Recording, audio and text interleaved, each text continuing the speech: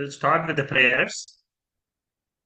ॐ भद्रं कर्णेभिः शृणुयाम देवाः भद्रं पश्येमाक्षभिर्यजत्राः स्थिरैरङ्गैः सुष्ठुवागुंसस्तनूभिः व्यशेम देवहितं यदायुः स्वस्ति न इन्द्रो वृद्धश्रवाः स्वस्ति न पूषा विश्ववेदाः स्वस्ति नस्ताक्षोररिष्टनेमिः स्वस्ति नो बृहस्पतिर्ददातु ॐ शान्ति शान्ति शान्तिः.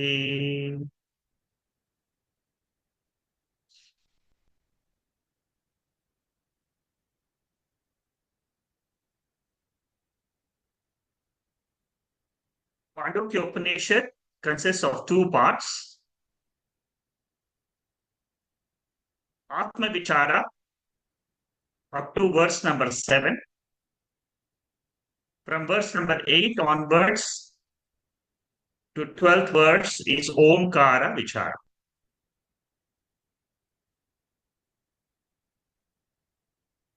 The Omkara Vichara is a sadhana, a meditation to understand what is revealed in the Atma Vichara portion from verse 1 to 7.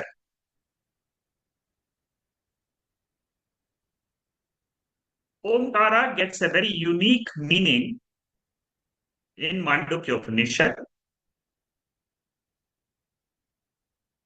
It gives the totality of the universe. The sound Om represents all our experiences in life, in the waking, dream, and sleep.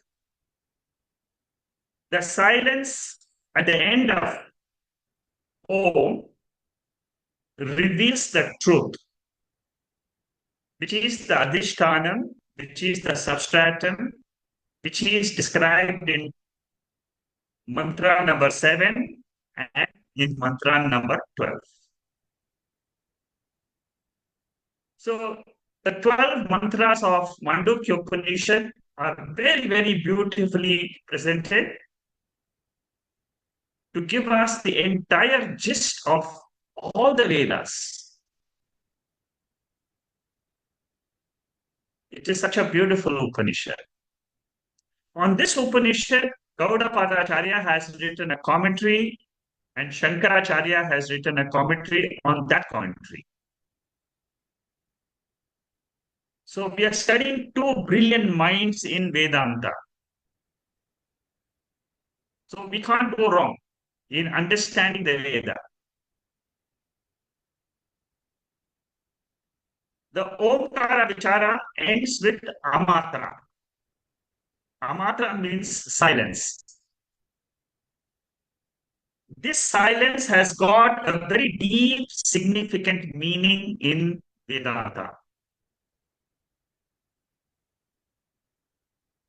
It reveals the entire substratum for the whole universe. There is something which is a substratum, which our eyes cannot see, our sense organs cannot perceive, our mind cannot think. There exists something called as Surya Brahma, Amatra Brahma. To reveal that Amatra, Gaudapadacharya has written Karikas, commentary on the Amatra, which is what we are seeing now. It starts from the 24th, it goes up to the 29th Karika, and then that completes the first chapter, Agama Prakaranam. Let's study the 24th Karika first. The introduction to this Karika by Shankaracharya is this particular paragraph where he just says the following Karikas starting from the 24th Karika till the 29th Karika is a commentary on a matra. A matra means there is no sound. A, U, Ma, these are sounds. For a matra, there is no sound. Let's see the paragraph first. The 24th Karika, which is chanted by Vijaya now.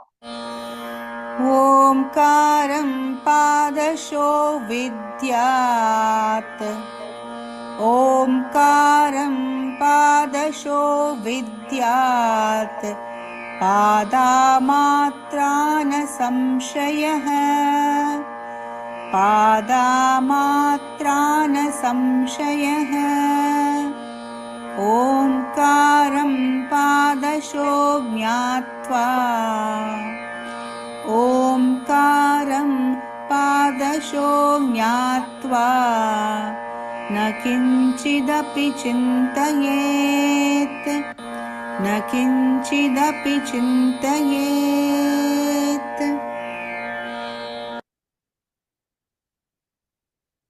After uttering the sound O, you should remain silent without any new thought. This is the meditation.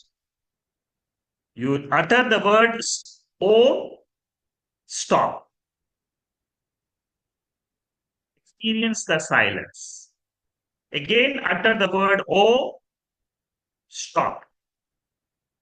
Without any new thought, experience the silence. That is the message given in this 24th Karika. And it says that the 4 quarters of Omkara, A, U, Ma, and Amatra, they represent the same what we have discussed in the Atma Vichara. Vishwa, Taijasa, Prajna, and Turiyam. Turiyam is the same as Amatra.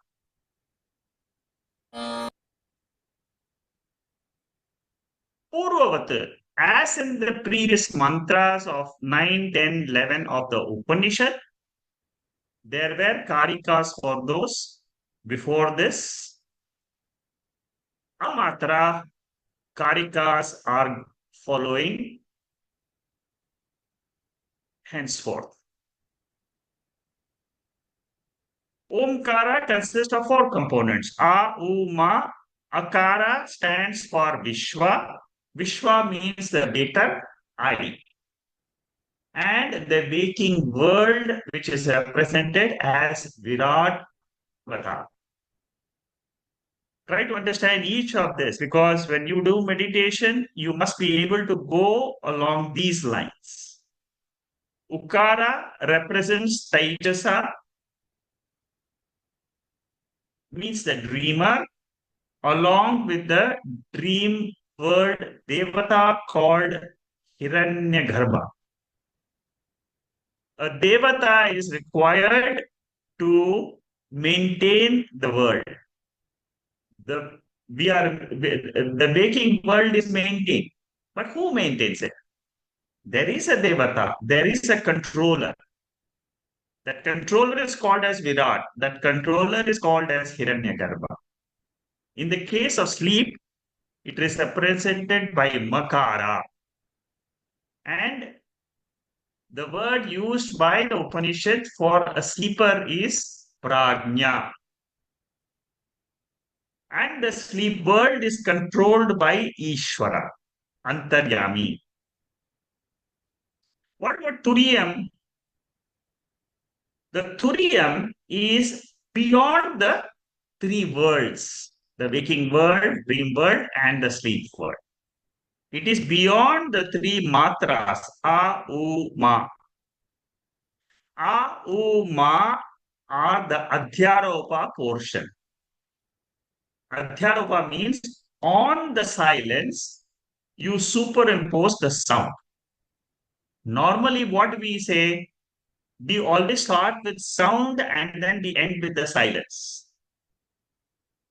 But here the Upanishad says, you start from the silence and see that A-U-Ma, the sound is emanating out of the silence, and it is a superimposition on the silence.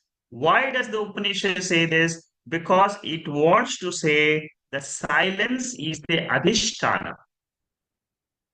Amatra turiyam is the adhisthana. So the Upanishad says you are not antaprajnam, you are not bahishprajnam, you are not ubhayata prajnam, you are not na prajnam, you are not the sleeping individual, you are not the waker, you are not the dreamer, you are sleeper. Who are you then? You are the Turiyam Brahma. It is a new status given to all of us. We have never known this, that this is what we are. But the Upanishad and the Karikas are trying to reveal the new status for all of us, which is called as Amatra Turiyam. In order to understand this Amatra Turiyam, Upanishad, the Karika here, the 24th Karika says, first you must go through the three equations and then say these experiences are mithya. They are appearing and they are disappearing. All experiences, whether it is the sleep state, whether it is the dream state, whether it is the waking state, they appear, they disappear. They appear, they disappear. But what do I hold on? Always hold on to the Turiyam part. Don't drop the Turiyam. The moment you drop the Turiyam, you become Shunyavada. Shunyavada says nothing is there in the world. Vedanta says Turiyam is there in the world. That Turiyam is represented by the silence. In this verse, in this Karika, the end portion says, Na kinchitapi chintaye. Karika ends with saying, Na kinchitapi chintaye. Don't think of any other thought after you have arrived at the silence. Shanai shanai ruparamet buddhyadriti grihitayaha Atma samstam manakritva nakinchitapi chintayet. Very beautiful verse of the 6th chapter of Bhagavad Gita, which is the meditational chapter. After you have arrived at the silence, which is Om, you chant, you arrive, you stop. Slowly, shanai shanai ruparame. Slowly, gradually try to quieten your mind, quieten your intellect. Once having the mind quietened, do not start thinking of anything in the world, anything about the objects in the world. This is the most important principle behind meditation. Once you have done this and you are able to hold on to that turiyam, hold on to that silence, if you can increase that silence during your waking state itself, it is called as Jivan Mukti. This is done only after the Apavada process. There are two processes involved in self-realization. The first process is called as Adhyaropa. On Turiyam, you superimpose waking, dream, sleep. Then You negate waking, dream, and sleep as false experiences. Mithya prapancha.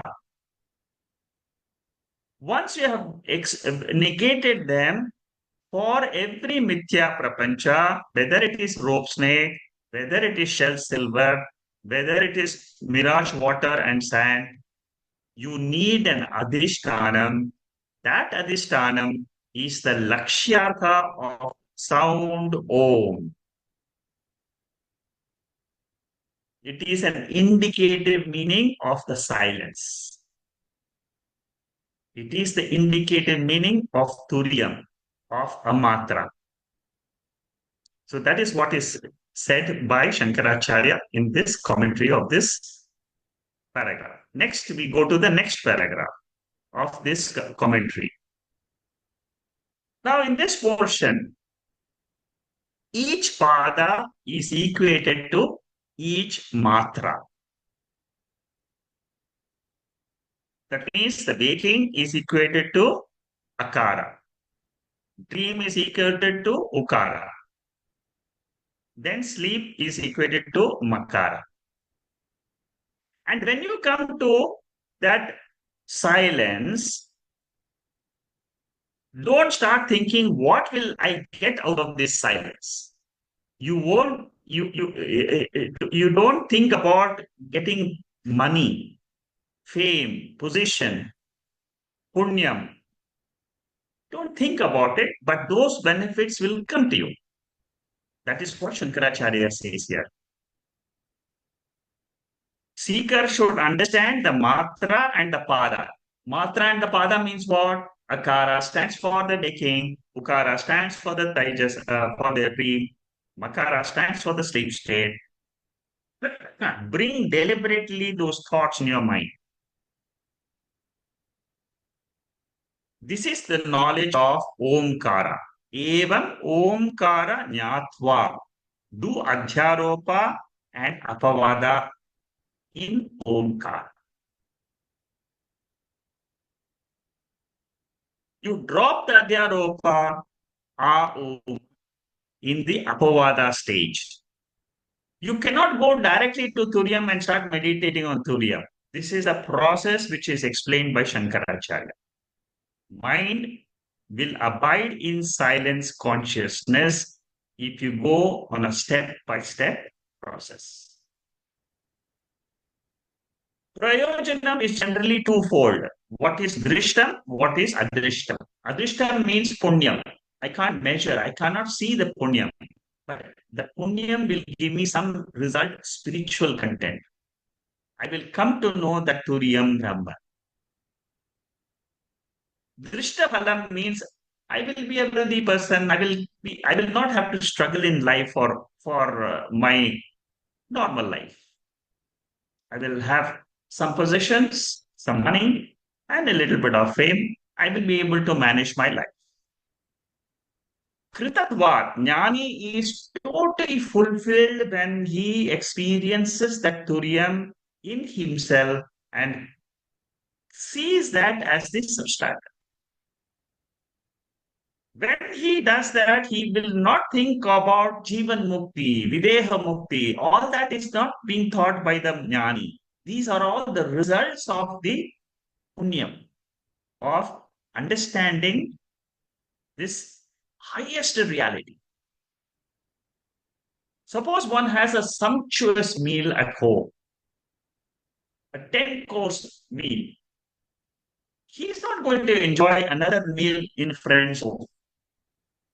Even if something is offered free to a jnani, he can't take it because his mind has got no desire. A jnani is one who has got fulfillment without any desire. Why does he have fulfillment? Because he is Purnaha. Purnaha means he has known the entire substratum on which whole world is resting. Forget about the body. Forget about his mind. Not one mind or not one body. Brahma Jnana. The whole world rests on that Turiyam Brahma It is a vastu. It is a act of life. So this slide is only talking about a revision of what has been taught in the Karika number 24. The three matras are mithya. The three padas are mithya. The fourth matra, it is considered as the fourth because we are used to the three matras. Otherwise, what? It is amata. That alone exists. And that is called as nirguna atma, without any gunas. What about the waking, dream, and sleep? Sagunam atma. There is Prakriti with three gunas. It is a product of Maya Shakti. That is the three states. Okay, so that was Karika number 24, a short paragraph written by Shankaracharya. Now we'll go to the next Karika, Karika 25. युञ्जीत प्रणवे चेतः युञ्जीत प्रणवे चेतः प्रणवो ब्रह्म निर्भयम् प्रणवो ब्रह्म निर्भयम् प्रणवे नित्ययुक्तस्य प्रणवे नित्ययुक्तस्य न भयं विद्यते क्वचित् न भयं विद्यते क्वचित्. What happens when you meditate on O? The benefit, one of the benefits is he becomes fearless. There is no fear in him. Why he has no fear? Because the fear is a thought in the mind. The thought, the moment it rises, immediately the jnani becomes aware of the thought. And once you become aware of any thought, that thought disappears. You can try this. When you become awareful in meditation, any thought which rises, you become aware of it. Immediately it will disappear. That is the trick of this entire meditation. But suppose you are not aware of this, you don't catch that thought. What happens? You become one with the thought. The Sakshi becomes one with the mind. Here, what Gaudapada Acharya is soak the mind with what? With a roar of Om. Mentally, try to chant Om louder and louder and louder and louder in your mind. Swami Chinmayananda used to say in his meditation sessions, chant in such a way that a person sitting in the other planet can hear your sound Om. That is the roaring sound of Om, but mentally, not outside. It is a technique. It can be done. It is possible. And there are immense benefits out of it. And once you do this, you become fearless. It is a promise by the Shastra. This is the Pramana. What happens when you meditate on this Omkara? The Upanishad says that you become fearless. These are the Pramanams. The Karikas are the Pramanams. The enlightened one, Vidwan, is not afraid of anything. Na pibeti kutaschane. You must be thinking of Taittiriya Upanishad. The same words they come in.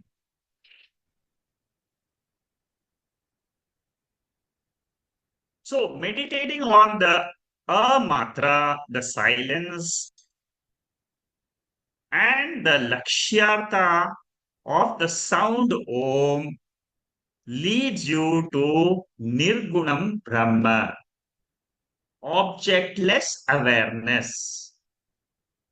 That is a word which has been used very,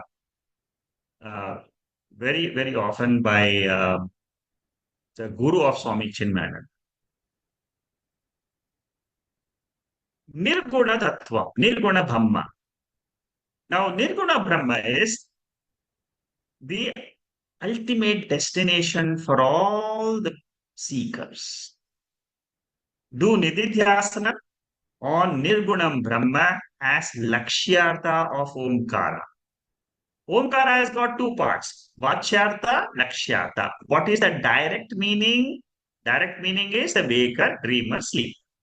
What is the indicative meaning of Omkara, Lakshyartha? It is a silence. It is Turiyam Brahma. Turiyam is Nirgunam. This is the ultimate Padam.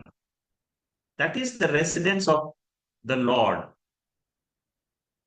Uttama Purusha, which is indicated in the Bhagavad Gita 15th chapter, is nothing but Turiyam Brahma.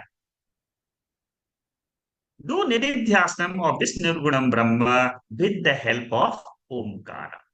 Nididhyasana means what? Meditate on Omkara, the three padas, the three matras, and then the fourth matra and amatra. Matra is nothing but the seventh mantra on which we started meditating last week. We are going to meditate on that today also. So focus the mind on the amatra of Omkar. That will give you tremendous benefit. And what happens when you do that? The Adhyaropa and Apavada, once your mind is able to do that, you get rid of bhayam. Now, bhayam is samsara. Dviti artvai bhayam bhavati. It is a statement in Brihadaranyaka Upanishad. Anything which is duality is bhayam. You will start having insecurity feeling. Even a thought. Shankaracharya says, pure awareness is your nature. It does not allow anything else in it. Suppose you start seeing something that is called as Dvaita. That is why Vedanta is called as Advaita Jnanam. One can abide in this Nirguna Brahma Swarupam all the time. Even when you are waking state, you can abide in it. The jnanis, they discover a technique of remaining, abiding in this jnanam. It is jnanam. It is understanding only. What is understanding? This entire world is nothing but Turiyam Brahma. Turiyam is the substratum. Like the waker is the substratum for the entire dream world, which all of us will agree. The waker is the substratum, adhishtanam, for what? All what you have seen in the dream world, all the dream objects, the dream fear, the dream happiness, the dream devata, whatever you have seen, the waking mind is the cause. It gets resolved. What Upanishad says is the waking state gets resolved in Turiya. Isn't it easy to understand? If you have understood waking and dream, Upanishad says apply it to your waking state and reach Turiyam and remain as Turiyam in which there is no world. There is no waking world in Turiyam. Very easy. Like in dream, a waker doesn't have any dream world. He doesn't have any sleep, ignorance. He is there. He's a waker right now. So similarly, the waking world, you see, the world is something which your mind should be able to comprehend as one entity and then resolve it. Once it gets dissolved, then where is that resolution ground of the world? That is what is called as Turiya. I'm sure all of you who are listening are able to understand the nature of Atma, the nature of Brahman, nature of Turiya. Then the only thing which you have to do is try to see how I can abide in that Swarupa. The fifth chapter of Bhagavad Gita says, Naiva kinchit karomiti yukto manyeta tattvavid Pashyan, Shrinvan, Sprishan, Jigran, Ashnan, Dakshan, Swapan. So all these activities are going on. The body is acting. You cannot stop the body from acting. That is prarabdha karma of the body. But what is the understanding? I am the Atma in which the body is seen to be acting. But then in the sleep state, this body is not acting. What is the time? What happens at that time? In consciousness, this entire waking state activities are resolved. The same Turiyam is there in waking, dream, and sleep. It is beyond the three states. Like the wake is beyond the dream state, Turiyam is beyond all the three states. At the same time, there in the three states, without Turiyam, there is no waking, dream, or sleep. Immanent and transcendent principle. Transcendent principle is called as Paramarthika Satyam. Immanent principle is called as Vyavaharika Satyam. So Satyasya Satyam is Paramarthika in Brahadanika language. Vyavaharika is Satyam. What is the Satyam on which this Vyavaharika Satyam rests on? It is called as Satyasya Satyam. Even when in Vyavaharika state, mind abides in the truth. If it can abide in the truth, it is called as Sahaja Samadhi. Samadhi is a yogic term. It is in yoga, it is called as Sahaja Samadhi. That means while you are that verse of fifth chapter, this verse is a very, very important verse to understand the Paramarthika Tattvam. See, many people, when we learn the Bhagavad Gita, we cannot understand this verse at all. How is it possible?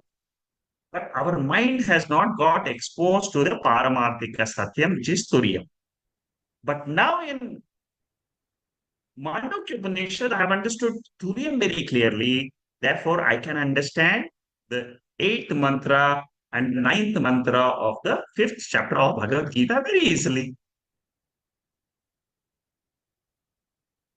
Nitya yukte ayam kvachit na vidyate. There is no fear from any source because everything resolves in Turiyam Brahma. All the events, birth, death,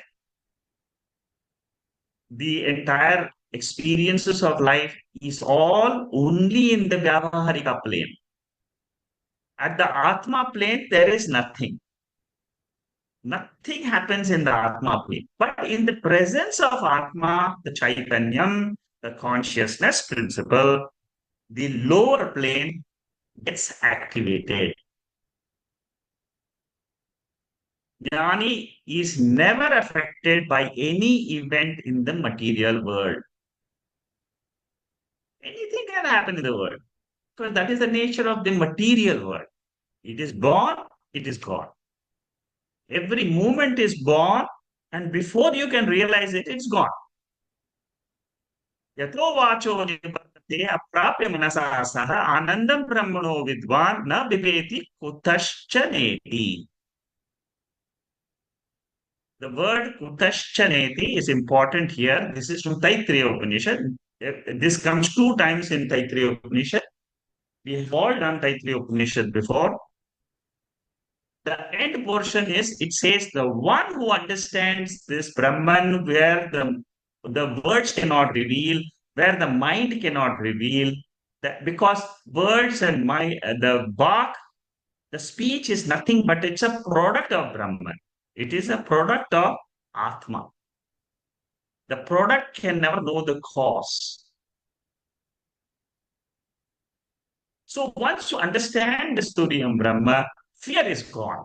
There is no more fear of death. Kathopanishad very beautifully says this as Etat Vaitat. You understand this principle called as Brahman, which is beyond Ashabdam, Asparsham, Rupam, Gandham, beyond all the sense organs and the mind. This Brahman exists. Kathopanishad says, if you cross over this, you have no fear of death because death is an experience, it's an event in Vyavaharikam. It is not Paramarthikam. Try to understand the two differences. What is Paramarthikam? I am in the Paramarthika state as a jnani if I come to know that in the sleep state, I go back to my original nature, which is Turiyam Brahma. But for that, you must have the knowledge. Otherwise, what happens to a layman? He will say, I will go to sleep. What does a jnani says? I go back to my Swarupa. That is the difference between a jnani and a jnani. When a jnani wakes up, he will say, what will he say? I have woken up from my Swarupa and have fallen down to this waking world. It is a seeming fall. It is not a real fall. It is a fall, but it is a seeming, as though it is a fall. Because again, this will resolve into the same Turiya. So that is the Karika number 25. Now let's go to 26. Pranavo hyaparam brahma Pranavo hyaparam brahma Pranavascha parah smrutaha Pranavascha parah smrutaha Apurvo nantaro bahya Apurvo nantaro bahya Anapara pranavo vyayaha Anapara pranavo vyayaha. Here, Gaudapada Acharya, a few ideas from Brihadaranyaka Upanishad. I will give you the mantras. What does he say? He says, Om. The sound Om is lower Brahman. Lower Brahman means what? Lower order of reality, which is Vyavaharika. Now, it is also said Om is Supreme Brahman, which is Paramarthika Satyam. Why? Because the Om sound begins from silence, ends in silence. This Pranava, Omkara, does not have any cause. It is causeless. It is Akaranam Brahma. In chapter 4 of this Mandukya Upanishad, this Akaranam Brahma is beautifully expanded. Why is it Akaranam? Karanam Brahma is the sleep state. Prajna, Ishvara. Akaranam Brahma because it is beyond the Karanam and Karma. Therefore, it is not related to any of the Karyams. It is not related to even the Karanam Brahma. And this Turiyam is changeless. Nirvikara Swarupa. The four matras basically represents Karyam Brahma, Karanam Brahma, and Karya Karana Vilakshanam Brahma. By knowing Karanam Brahma, you don't get moksha. By knowing Karyam Brahma, you don't get moksha. You get moksha only by knowing the Karya Karana Vilakshanam Brahma, beyond the Karyam and Karana.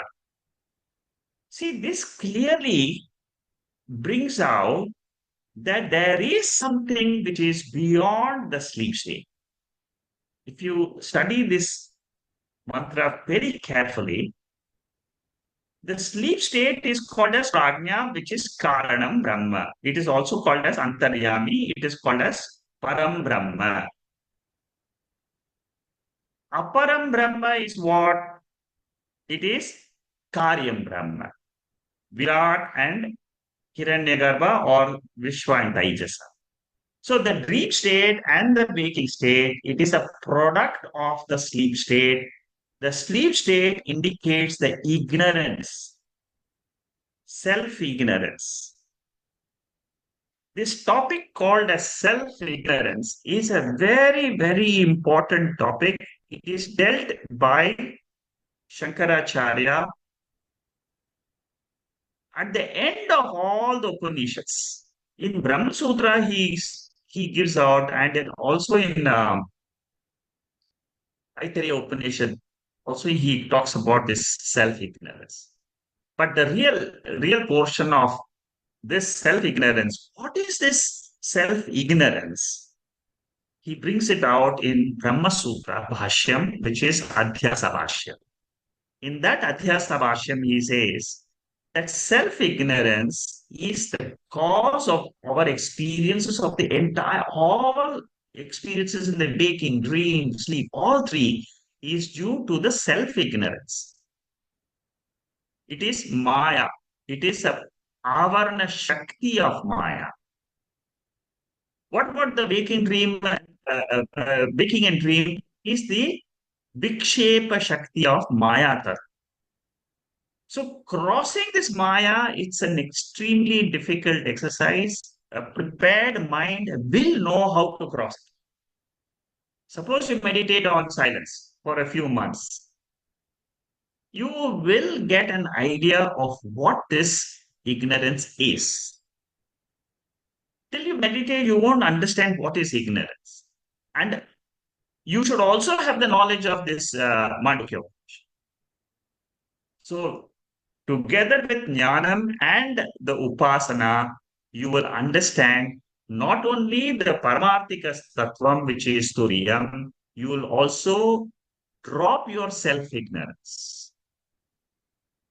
Only when you drop the self-ignorance, you will know what is that self-ignorance about.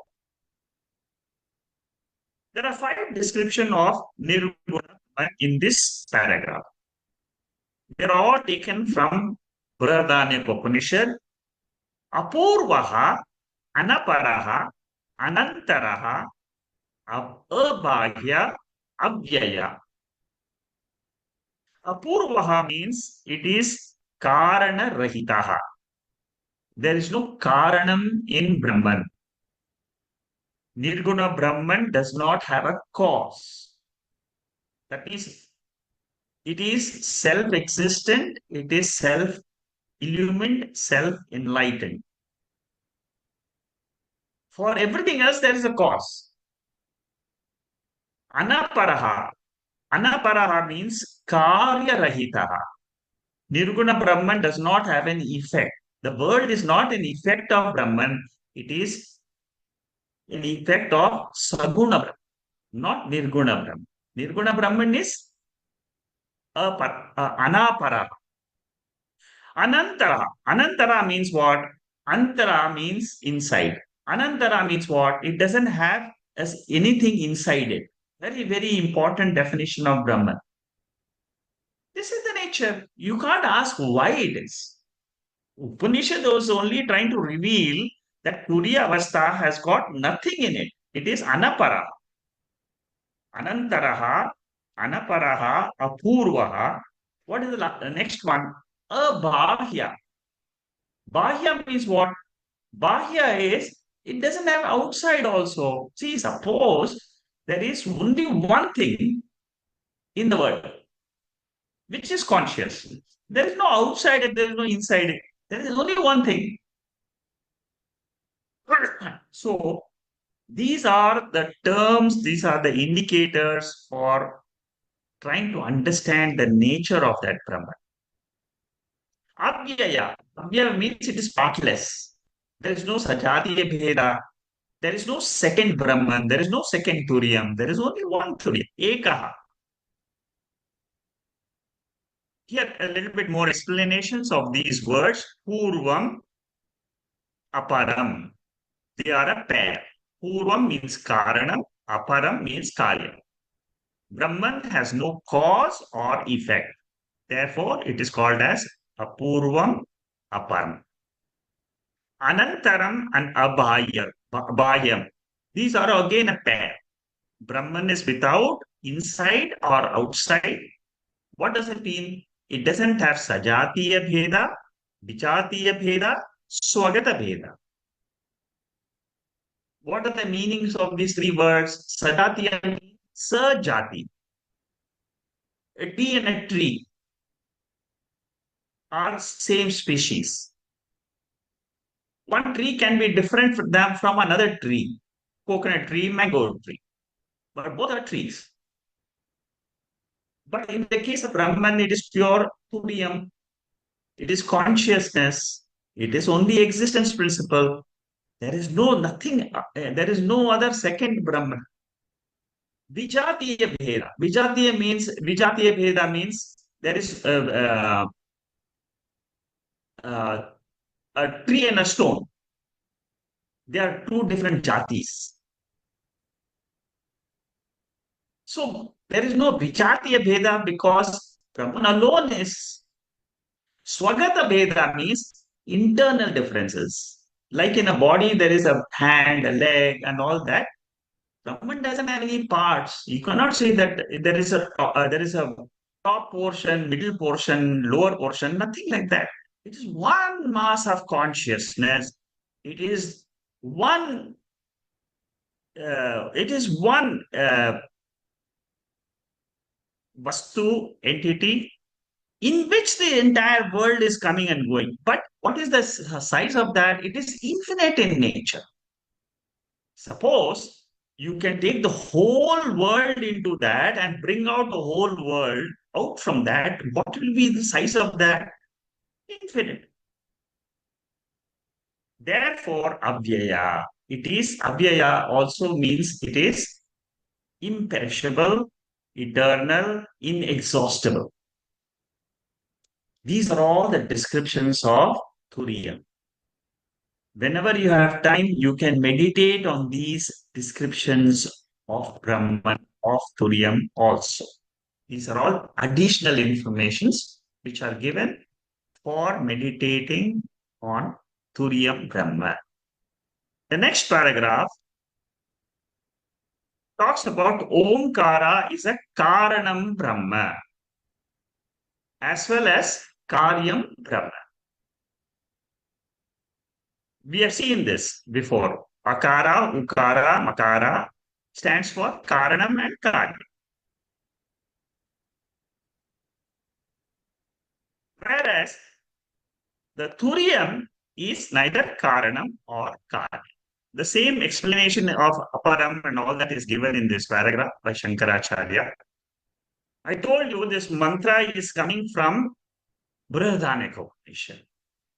Here, if you see the last line, I am Atma Brahma.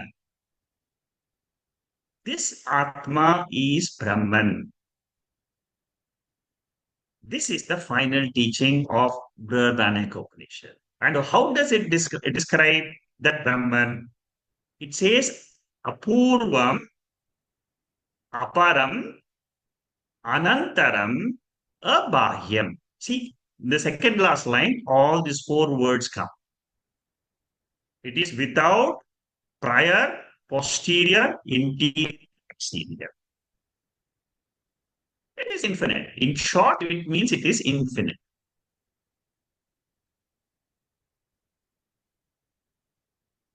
This Omkara represents Karanam and Karyam. I have explained to you before. The three matras are already resolved in the three padas. And once they get resolved in the three padas, they get resolved. What happens? They go back to their nature, which is Turiyam Brahma. In sleep, when the world is resolved into Ishvara, the Karanam of universe, which is Ishvara, what remains? Turium, which was in the dream, sleep, and the waking state, it remains changeless. See, how do I understand the immanent portion of Turium? Immanent portion means what? That it is always there. It is in and through the waking state, in and through the dream state. How do I understand? When the Upanishad says this Turiam is nirvikaram, it is changeless. It is never changed. Right from the beginning, that is its nature. Like the sun's nature is illumination and heat. It never changes. It does any day you see the sun, it is always illuminating the world and it is hot. So similarly, the nature of Turiam is it is always self-illuminating. It will make things aware. Whatever is born in Turiam, it gets aware. Now, it is changeless. Therefore, I say that it is immanent. Anything which is changeless means what? In all the three states, in all the avasthas, in all, at any time, it is there. It is beyond time, beyond space. You go to Mars also, Turium is there. You come back to the Earth also, Turium is there. Because it is consciousness. You cannot lose your consciousness because that is your nature. How do I resolve this? Only intellectually. There is no physically trying to negate the world. It is only intellectually negating the world through the study of Upanishads. And through the study of Upanishad, I reach Turiya also. I reach Turiya only by Mithyatva Nishchayatva. I say that the waking dream and sleep state are false because they are coming and going. They are agama pahi. They are arriving and departing. Nothing remains in the world without any change. So, mithyatva nishchitam, nama rupatvam, anatmatvam, and karyatvam. These are the four reasons why we say we negate the world. It is name and form, nama rupatvam. Anatmat tattvam. That means it is anatma, not atma. And it is karya. This is the reason why we falsify the world. What about Sakshi Chaitanyam? Sakshi Chaitanyam is changeless. Sakshi Chaitanyam is nothing but this apurvaha, akaranam, Brahma, Anantaram, Brahma. That means there is no Bheda in it. It is neither a Karanam or Karyam. I will already explain these words to you before. So, this Nirgunam Brahma is the ultimate Adhishtanam for Sagunam Brahma. See, Sagunam and Nirgunam, they are not two separate things. Sagunam is a false entity which is born out of Nirguna Brahma. Like the dream world is born out of the waker. Similarly, the entire waking world is nothing but it is a superimposition on that Turiya Brahma. This is something which is this is what Shankaracharya describes in Adhyasa Bashyam. He says, only when you know that there is a substratum for this entire world experiences, you would have crossed Maya. You would have crossed the effect of Maya. That means what? You would have negated Maya Tattvam, Avarna Shakti cannot affect you anymore. Because you know the truth. You know Nirgunam Brahma. When you know Nirgunam Brahma, your Mula Vidya is gone. There is no more self-ignorance. And then what happens? You will remain in your Swarupam all the time. Bhagavan knows that this entire world is mithya. and he is free. So he can take Avatara Shariram at any time. Even when Lord Krishna is with the body, he knows that I am not with the body, I am always Turiyam Brahman. Shankaracharya with the body also knew all the time, I am Turiyam Brahman. I am always pure, Shuddha, pure consciousness, which doesn't allow anything inside it. That is its nature. These are all things which we learn slowly by the study of Upanishads, and they slowly go into our subconscious. A time comes when all these things they go together, and then they produce an effect which is called as self-realization. It happens. Suddenly you will find that I can understand everything because it's so easy. Once you have understood the truth, whatever the Veda says, you will be able to pick up and say, yes, yes, I understand all these mantras so easily. Sabahyam na vidyate. There is no anything outside this. There is nothing inside this pure consciousness. The waking and dream are nothing but karyam. Karanam is Ishvara. What is the difference between a jnani and a ajnani? Jnani knows I always exist because he is Turiyam Brahma. He is identified with Turiyam Brahma. He is not identified with the body and mind. He has dropped. He for Vyavahara, he will use body and mind. Jnani will also eat. He will also Pashyan, Shrinvan. That's what we saw. Without the body and mind, he cannot eat. He cannot be a walker, talker, sleeper. He will use his mind. At the same time, he will be aware that I am Turiyam. That is my ultimate status. That is my original status. The waking state, the roles I play in the waking are all Vyavaharika Satyam. They are not Mithya, they are not Asat, they are not non-existent, but they are Mithya. That is why you should know the three terms very well. Satyam, Mithya, and Asat. Asat means it is never there. Rabbit's horn, never there. Satyam, Atma, always there. But what in between Mithya? That is what is our waker, dreamer, and sleeper. Amrita means without any generation. Body has got degeneration, mind has got degeneration, declension, change, vikaraha. But Atma is shad vikara rahita. It doesn't have any modifications. Atma was Atma when I was born. Atma is Atma even today. Atma will remain Atma even at the age of 80 or 90. The man who understands that there is a factor in me which is changeless, he is the one who is a wise man. And the Upanishad helps us to understand the changeless factor in us as this Turiyam Brahma. That is the benefit of the study of Mandukya Upanishad.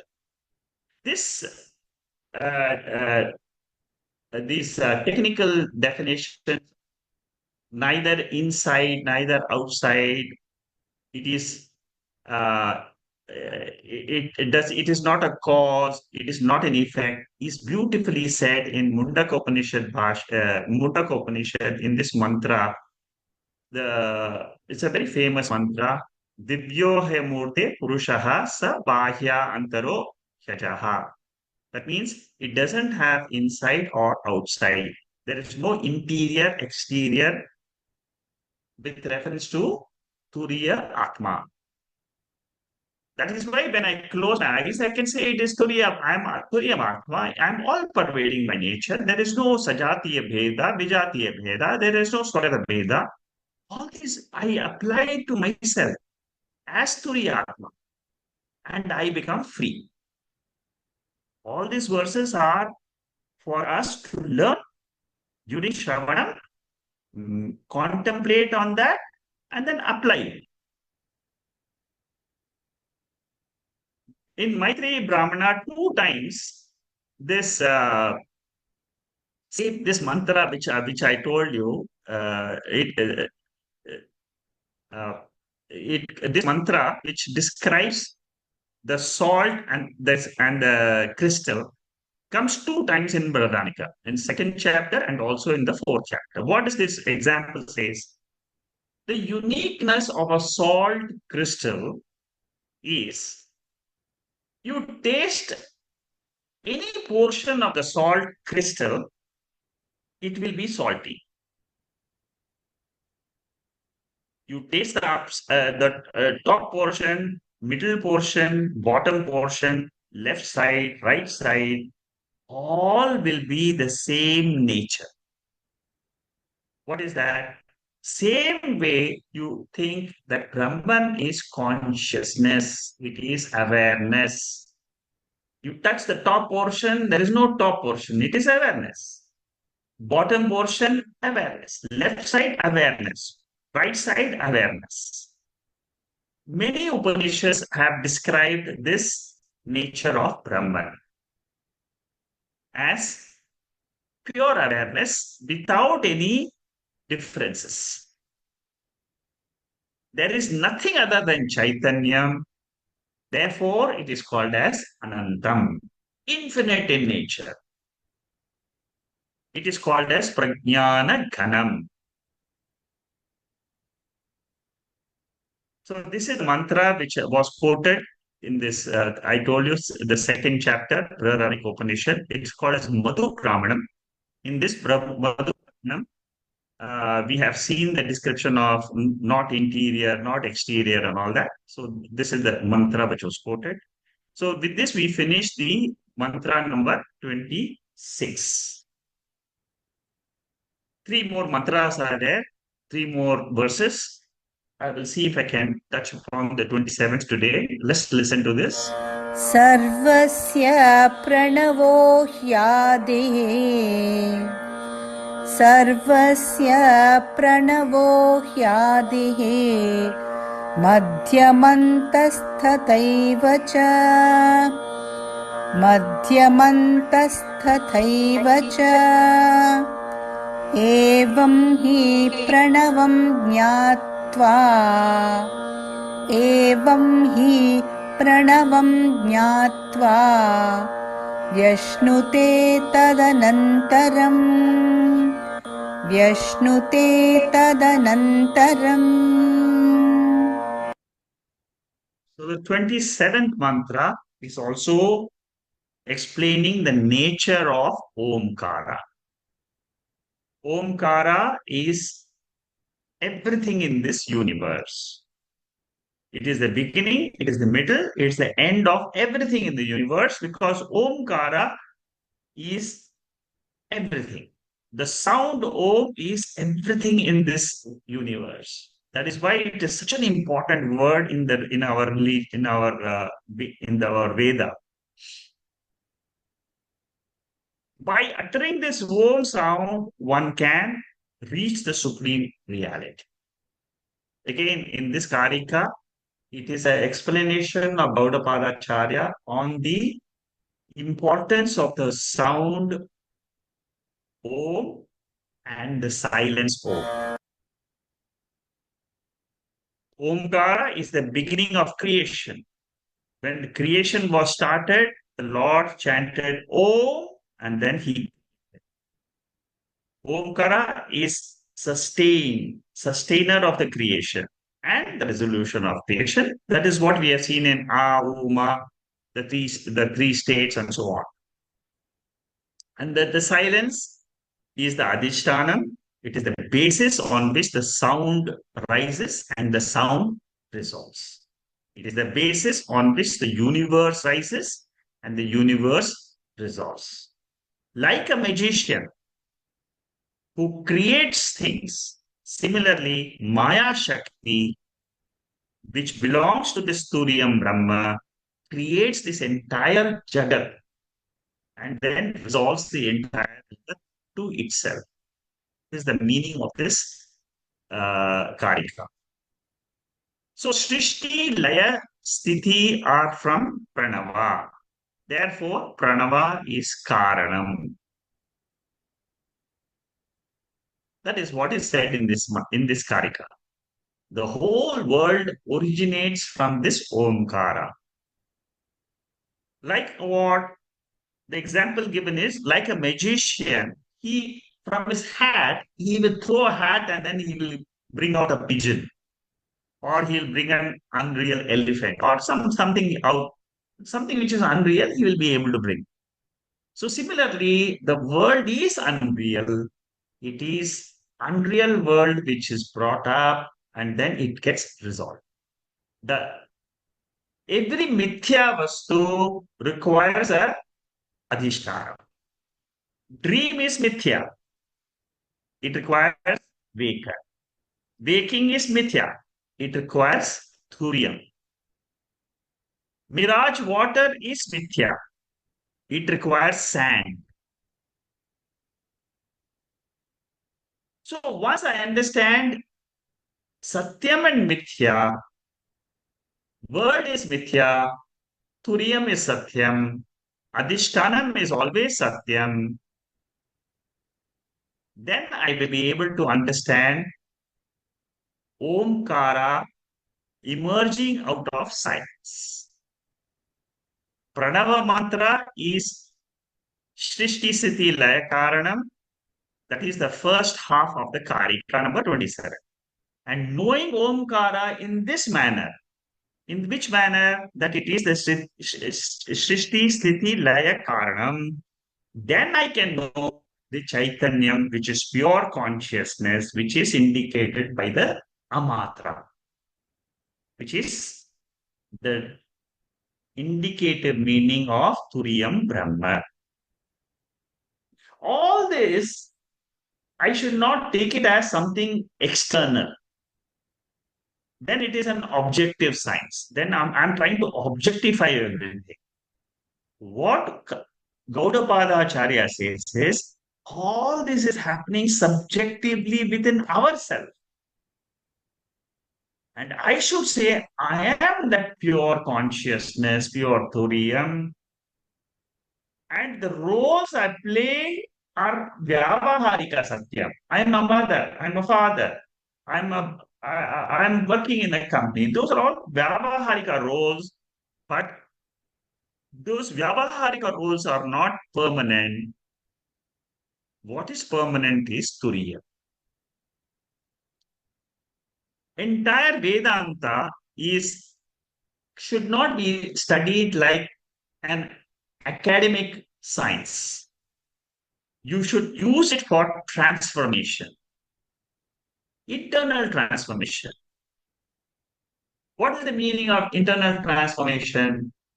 The normal vision which we have of this world is triangular format.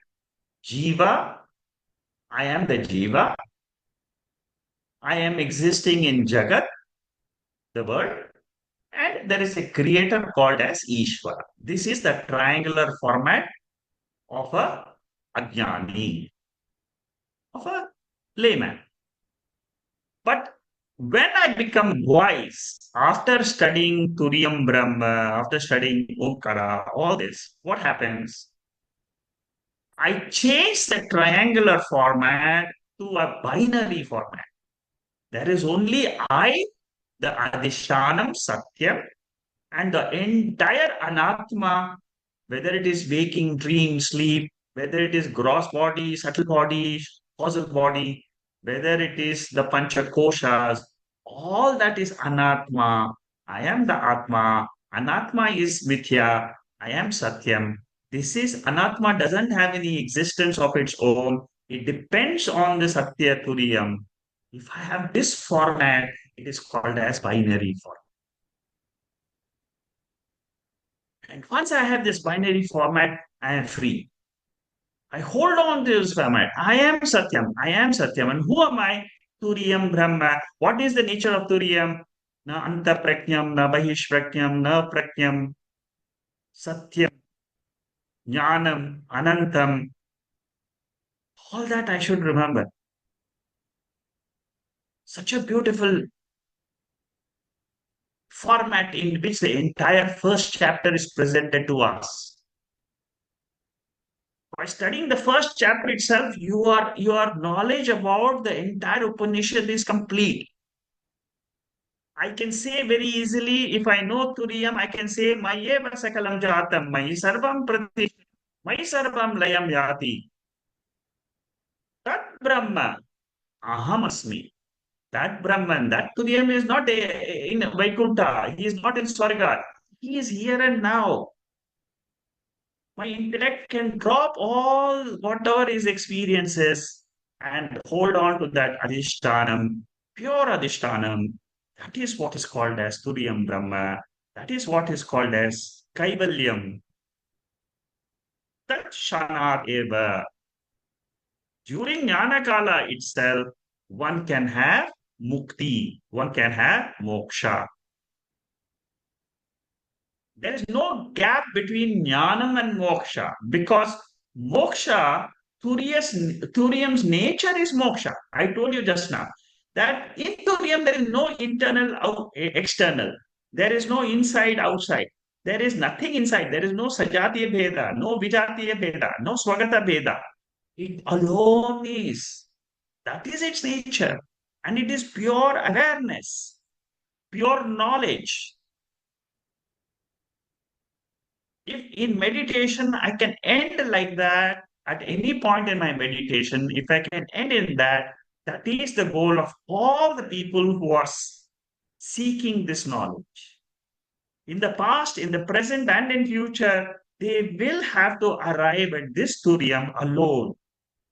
All jnanis, whether in the past, present, and in future, Turiyam is the ultimate status which everybody claimed and became free. I also claim that Turiyam and I am free. The knower of Brahman becomes Brahman. I claim I am Brahman, not after Jnanam, not before Jnanam. I am all the time this Turiyam only. I have to do Adhyaropa Apavada. Don't forget that. I have to do waking state, Akara, Ukara, Makara, and then arrive at Amatra. This is the end of 27th mantra, the 27th Karika. Next week, we will start the 28th mantra and the 29th mantra. They are also very similar to us, all talking about Amatra one. We started from 24th mantra, 24th Karika, 24, 25, 26, 27, 28, 29. 6 Karikas are all on Amatra, are all on Turiyam Brahma. Same 7th mantra, whatever Karikas we studied, same thing Shankaracharya again explains to us by the word, using the word Amatram. Okay, so next week we will try to complete this chapter. If possible, I'll try to take a short revision of. I have already circulated the charts to you before, the Excel sheet with all the 29 mantras and the small descriptions. So we will try to run through it. We just try and try to. If you have any questions on this entire chapter, because next week we would have finished the first chapter. And then we are going to start the second chapter. And let's see how it goes. Oh.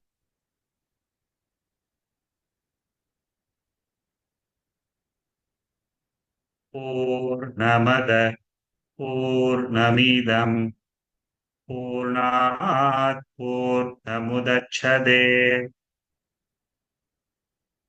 Purnasya Purnamathaya Purnameva Vasishyade.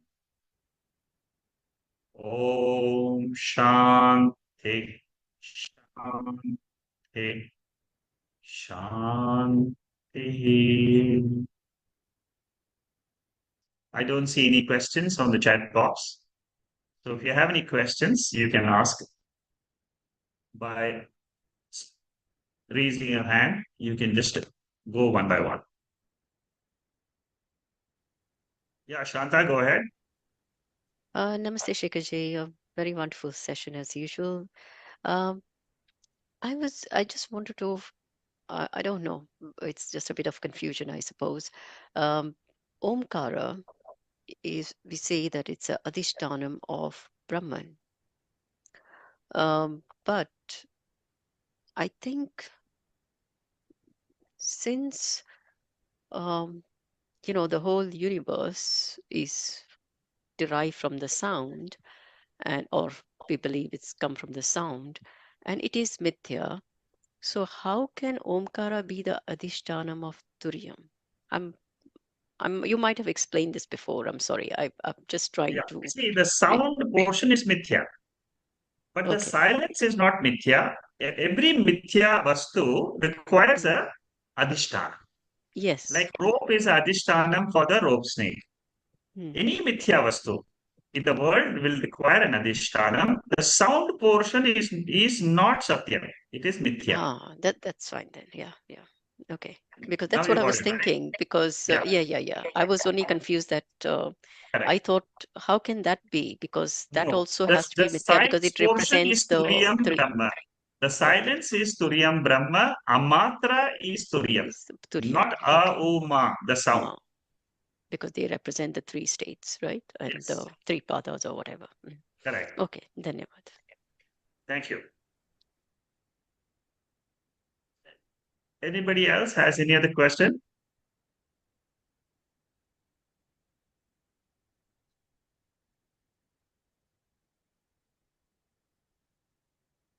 Alpesh, you are new to the team, but I'm sure you'll slowly pick up all these words and so on. Continue the listening to the talks. Yes, sir. It was a feel nice experience while doing this meditation. Just one question. Well, I'm also doing the japa early morning with the Ganpati japa and the Bala japa as a part of the Diksha mantra. So I know I'm not going into the silence state. This is a mind. It's just going repeating the same thing. I don't know how to catch up those things, can I go into the shunya with this mantra japa, or I'm not sure. Okay. See, what I suggest is you continue the japa as you're doing now. Okay. Don't change. Let the japa continue. Let the knowledge come to you from Upanishads. As the knowledge comes to you from Upanishads, you will understand what is this Satyam, which is Atma. Okay, so Understood. continue the japa, continue the whenever now that you have joined these meditation sessions, you will find a lot of similarity. Uh, my suggestion to you is after you do the japa, how many minutes in a day do you do the japa? I'm generally doing japa everything in the Brahma Muhurat, 1 hour Ganpati japa, half an hour Bala mantra japa. So Oh, you like are this very one and a great. half. That's a Also, I'm lot of on japa, which is fantastic. I mean, it's an amazing. You're doing the japa is excellent. My only suggestion there is, at the end of the japa, try to remain silent. okay. What will happen to you is that japa which you have chanted, deliberately try to reduce that portion by say 10 minutes or 15 minutes. Just sit in meditation, close your eyes, and just listen, just observe what happens in your mind. What will usually happen is that japa will go on in your mind automatically, it will keep chanting. The japa will keep coming again and again. At that time, you should be aware of your mind. Become totally aware of your mind. Yes, the japa is coming, japa is not coming, whatever comes, just be aware. And when you open your eyes, you ask the question, who was experiencing the japa? who was witnessing that japa? Because you were quiet. That witness is I, the Turiyam.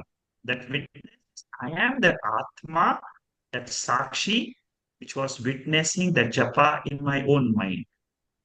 So, as you progress in watching this episode in your mind happening again and again, slowly your awareness will increase about the japa which you have done, and a time will come you will say that the japa has given me the benefit of chanting the japa. The benefit is ultimate benefit of chanting the japa is to realize I am the witness of the japa which happens in my mind. If you can reach that stage, then there is no, then all whatever you learn in in any other Upanishad or classes, whether it is Katha Upanishad, any other Upanishad, you will be learning the same thing what you have experienced in your job. So is it clear? Understood. Yeah. Yeah, I actually that's a good point because I'm just doing japa as a, with no Mechanical. reason. Yeah, Yes. just Just it by mechanical. coming See, itself. Now yes. I So have something to look into it, what I'm ob I, what the way it should be and how I should look at that japa it's going on and things. Yeah. right. So that is why try this for 5 minutes, 10 minutes. You try. You reduce your japa time by 10 minutes. The last 10 minutes, what you do is sit quietly. It is extremely good that you're doing the japa because japa is the best way to control the mind. That means your wandering nature will have dropped. It is that drop in wandering nature which has pushed you into this class. And you are now trying to ask the question, what is all happening in my own body, in my own mind? And you will discover whatever this Upanishad is teaching you, you will discover it in your own mind at when you experience the mind chanting and you are the witness of the chanting. The Understood. more you claim I am the witness of that mind chanting, the more you will understand the Veda. The Upanishads will be a walkthrough for you. Good. Thank you. Thank you. Shanta, you have something on this? Yes, actually, it was quite nice to hear that he does 1.5 hour in Brahma Muhurat. I can barely do half an hour maximum, I think. So when I do my meditation, I do only Gayatri Mantra, 11 times, and then I do the silence, silent, meditation. Uh, what I have observed, I don't know, but uh, in the morning, obviously it's quiet, but there is some sound which is constant there, and it's not. I don't know what that sound is. It is not a road sound. It is not, traffic sound. But I keep hearing a continuous sound. And it is not that, I even thought, am I having a problem with my ears? But it is not so. Oh, so is it a part of the universal sound or what is it? Because it's Yes, only it when is I a do part of my. the universal. It is a part of the universal sound. It is what is called as unstruck sound. You see, what you are hearing is it is not. It is a universal sound which is there in the universe. So it is another way by which uh, you can see again here. You should not focus too much on the sound. You should say, I am the witness of the sound. Mm, Whatever is that sound is Mithya. I am mm, Satyam. I am the witness. mhm, I am the consciousness which is aware of the sound. That's all. mm. So So, because that is one thing I see, and the other thing is, it feels that I'm not there. I don't know how to explain that experience. Um, uh, it's when you are in the silent meditation. you feel you're not there. I don't know. Does it You're make supposed sense? to feel you're not there. I don't know how to explain, So but it is it's not a question, it is an affirmation of the knowledge that it is the truth. That's all. You're not okay. there, but consciousness is there. See, that is what is called as the uh, ultimate success in meditation. You, the individual I, the Mhm. small I has dropped. What remains is the big I, Mm. which is not the Ahankara I, but it is the Sakshi I.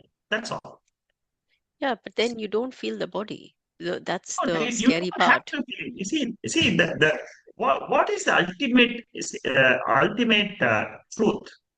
The ultimate truth, which comes in the Mandukya Upanishads in the fourth chapter, is you alone are there. You, the Mm. consciousness alone are there.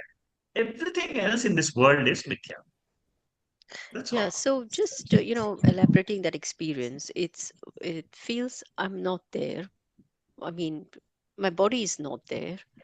I can't feel my body, but I can feel some sort of energy uh, in my body, or in that, I don't know, in the line of my crown to the where I'm the way I sit, but there is nothing else there, and it just makes me a bit worried. And that's one of the reasons my meditation I stop in half an hour or so, because I start thinking, what the hell is this? I can't feel See, myself. for example, I'll ask you the question. In Mm, sleep, mm, in sleep, what is there? You are there. You exist. But yeah, do you experience anything in sleep? Nothing. nothing. Nothing. So that is called as the tamasic state. It is the Mm, tamasic state of Prakriti.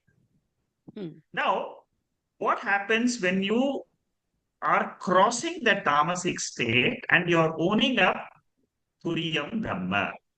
See, whenever this state happens, you bring mm, a thought, a deliberate thought. mm, Try. It is not easy, but try. Try to bring the thought that I am the Turiyam, I am the ultimate Adhishtanam. There is nothing else apart from me.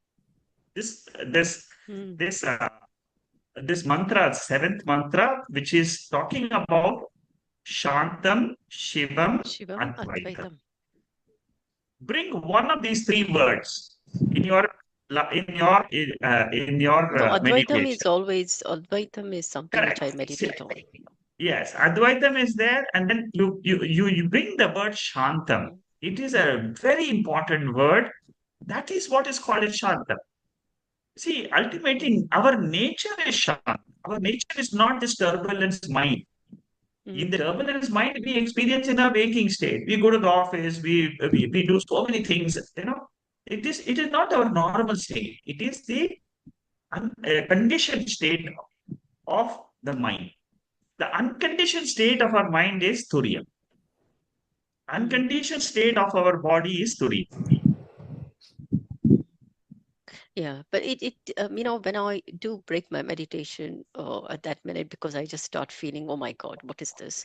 And then, but I do have, when I do get conscious of my body, um, I feel a beautiful vibration inside my body.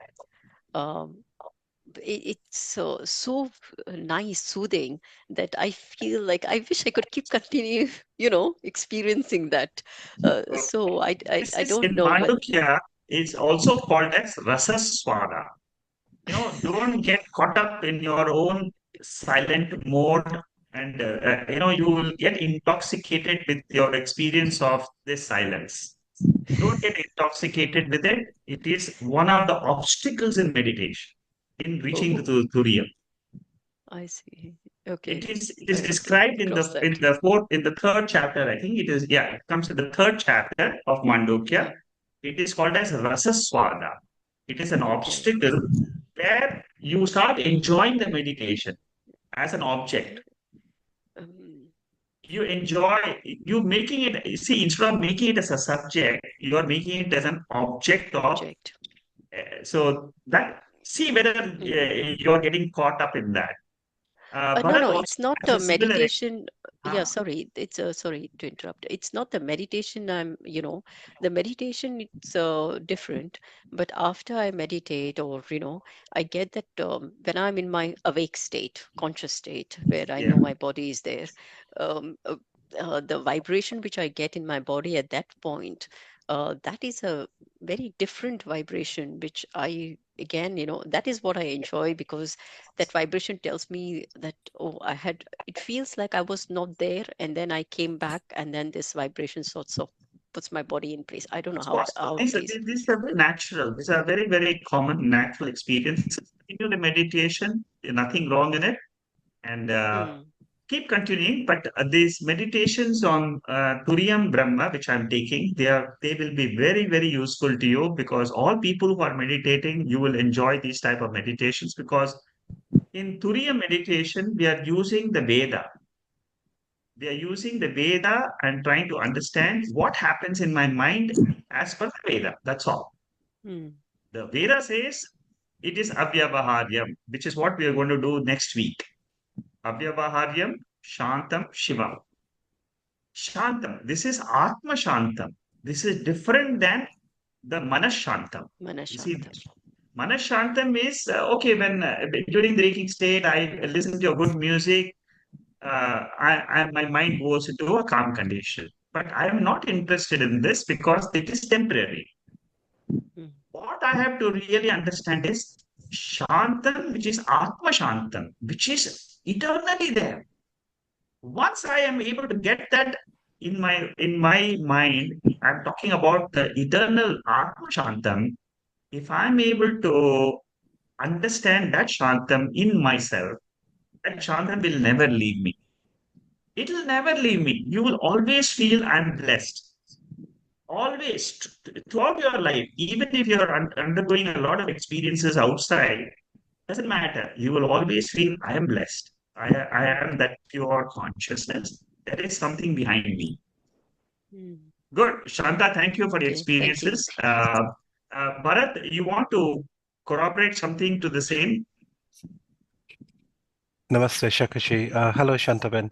Yeah, so I've noticed that for the last few years, I also hear this hum, and I can even control the pitch, and I thought this was amazing until I realized, as you said, what is that that's experiencing the hum? And straight away the hum doesn't matter anymore. And the other thing I wanted to say is it's funny you mentioned about listening to music because I do meditation in the morning. Sometimes like for example, this morning I happened to listen to some of my favorite pop songs, and there's one in particular I really, really like. And I was enjoying myself so much, but it brought to mind the is it the Brihadaranyaka Upanishad about Yagnavalkya and Maitri about love for the self, and it made me realize this that the happiness which I'm experiencing is my own nature. It's always there. It's not due to the music. It's not due to the mind. It's something that's always there. And I just find it very interesting. You that you said the same example. Thank you, Bharat. Very good. I mean, we can see some similar experiences from others also. Yeah, Yeah, I'm glad, Bharatji, that your experience there, because I was thinking, I've been listening this sound from probably 2013, 14, so quite yeah, nearly, 10 years now, a decade. But I never, and that time I wasn't even meditating. And it's only 2016 I started meditating, and then it's always in the background. So I did ask the doctor to find out whether I was, some people have this disease of hearing some constant sound in their ear, but my ears were Tinnitus. It's fine. called tinnitus. Oh, okay. Yeah, yeah. Tinnitus. Yeah. tinnitus. Yes, and I just they said no, nothing is wrong with my ears. Try controlling the pitch, and if you manage to mentally control the pitch just by thinking of the pitch, then you can't be the sound. Mhm. Okay, another technique I want to tell you is about the sound Om itself. In your own mind, try to make the sound Om bigger and bigger, you know, louder and louder inside your mind. See whether it's possible, if you can do it or not. If you can do it, it will give you something which is a different experience. Or would it be because when I do the Surya, Namaskar in the morning, when I say Om, I almost in my mind I want to reach the sun, or I want my sound to reach the sun, and I feel a connection. I don't know. It could be Yes. illusion or hallucination or whatever, but that No, feeling it's of not the hallucination. connection. You see, these are all samskaras, nothing else. These are all thoughts which keep coming into our mind. Any Mm, thought which comes into our mind is a samskara. It is, okay. it is a impression which was there. It is coming. It is getting manifest. That's all. Yeah, okay, because I just find that connection, uh, you know, with the sun. And even if it's in the cloud, the minute I finish my Aditya Hridayam Slokam, I do see the sun shining somewhere in the sky, which is, Yeah, I that's find good. like that is some sort of a connection, but I just put it down to, coincidence for now. Okay. Very good. I'm glad to listen to all these experiences. Anybody else has a question? Rob, Rakesh? Yeah, and I'm really finding very interesting all these experiences and all. Yeah. No, I just want to check with Santaji. Santaji, are you doing meditation on your own every time, or have you learned through some guru, or have you taken some mantra or something like that? No, no. I'm doing on my own. But then I went to this Vipassana, but I came back after 1 day or 2 days, we can say, one night or 2 nights, and the next day morning I was back. I'd gone there to learn the technique of meditation, but I didn't like the setup and I just came back. But I did pick up their meditation in that 2 or 3 sessions which I set in meditation where concentrate on the breath. Um, but something which I knew, it just became more apparent to me. That is, breathing one side and then after 40 minutes you switch over and then breathe the other side. And that's what the realization became, or rather, I would say the connection. I remembered what I had learned and I started experiencing it. And now it's become my nature. So I didn't know, I didn't go anywhere. Sorry, I'm just doing everything on my own. Well, I mean, it's a great experience. Like we all do. I'm also doing meditation for the last number of years actually. It's a great experience. But one thing I just want to say, like, see in the Dakshinamurti Sotram, the one which says, Iswaro Guru Ratmeti Mutri Veda Vivagni, like Guru, God, and Atma. So that objectless awareness is very important, which Shekharji always says, objectless awareness. So it always take me to that Dakshinamurti Srotram actually. So anything we witness, any sound, anything, we have to just consider that it is a witness consciousness. Who is witnessing that sound? Who is watching that sound? So, but the moment we just think like that, then we just get that thing disappear over a time. If you just continuously do that meditation, I'm very sure that the sounds and all, everything will disappear. The moment the thoughts drop, we are still with the mind actually. We feel really happiness and all that. And the moment we drop the mind, that's an amazing happiness actually. So this witness consciousness, every time we should feel that I've just witnessed. That's all. So if that is kept in mind, that gives the greatest meditation. I mean, this is my personal experience actually. Wonderful, thank you. Yeah, And I also suggest like Dakshinamurti Stotram, Shekharji has spent a lot of time on that. So that's a one very amazing thing. And while doing meditation, we can also keep that Chinmaya mudra. So if we just keep that mudra and do meditation, that gives one unique experience during meditation. Okay, I'll look into it. Thank you. Sure. Thank you very much. It's very Thank you. interesting. Yeah, very nice. Thank you, Thanks. Venkatesh. I mean, the group, I didn't know there are so many meditators and so many successful meditators and so on in this group. Very good. So we'll continue next week, and let's see how we can. We'll finish this first chapter next week, and I will do a quick summary of these verses. And in case you have any questions before we go into the second chapter, you can ask them. Otherwise, we'll start the second chapter. Thank you. Namaste. Thank you, Shekharji. Namaste. Thank you. Thank Namaste, you. Shekharji. Yeah. Thank you. Hari Om. Namaste, Hari Om. Happy Navratri to everyone. Yeah. Thank you. Thank you.